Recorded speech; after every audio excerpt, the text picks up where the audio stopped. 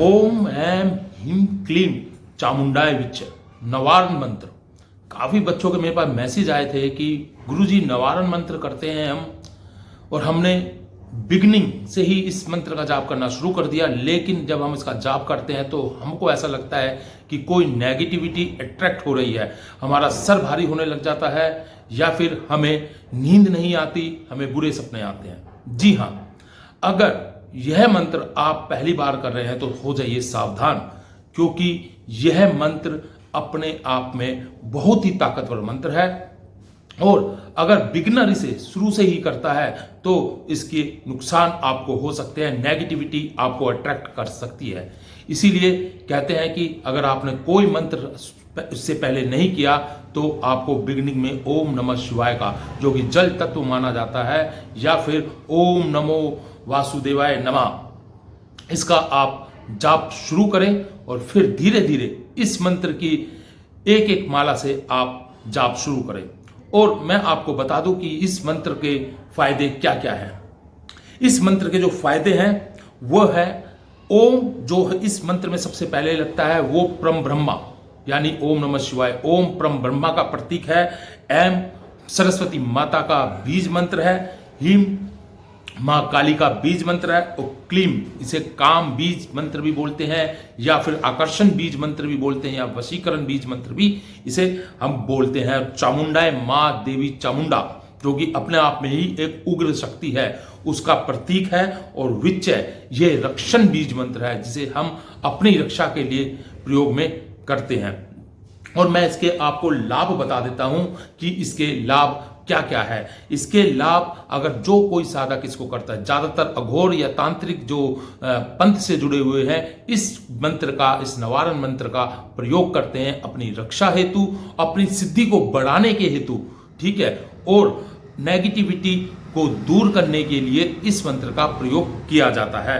और साधना में उन्नति, जिससे जो साधक होता है उसकी साधना में 4 गुना उन्नति इस मंत्र के द्वारा होती है।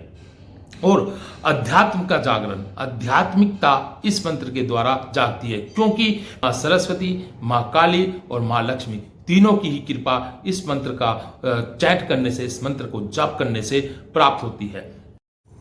इसके नुकसान यह है कि इसको अगर आप बिना गुरु दीक्षित के, या बिना गुरु की अनुमति के, बिना गुरु के सानिध्य के आप करते हो तो आपको उसके भारी नुकसान उठाने पड़ सकते हैं। आपकी जो ऊर्जा होती है असंतुलन हो सकती है, आपको मानसिक असंतुलनता का बाधा जो है उसका सामना करना पड़ सकता है। नींद नहीं आना, जैसे कि मैंने आपको पहले बताया था, ऊर्जा आपकी असंतुलन हो जाती है।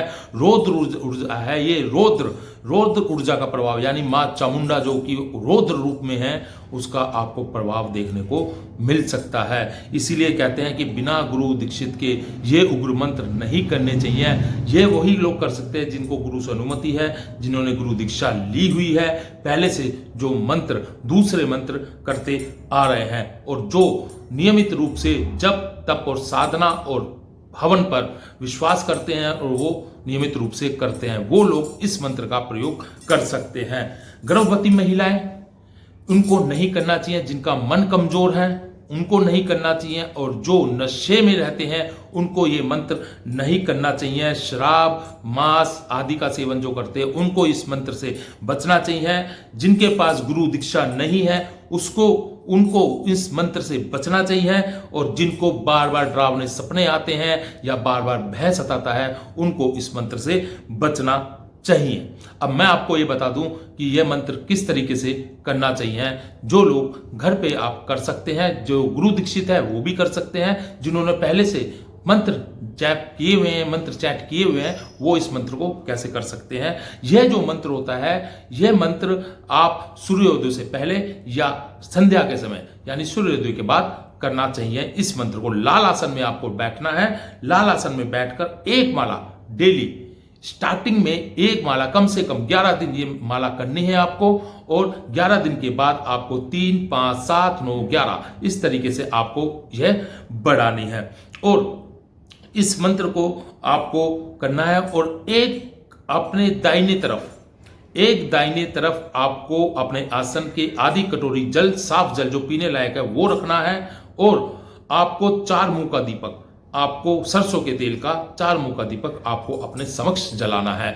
इससे 4 मुंह का दीपक जलाने से आपको चारों दिशाओं से जो है प्रोटेक्शन मिलेगी, सुरक्षा मिलेगी, और जो आधा कटोरी मैंने जल जो बताया है, जो ऊर्जा आपके आसन में गिरती है वो तो आपके आसन में रहेगी, जो आसन के बाहर गिरती है वो उस जल में समाहित हो जाएगी।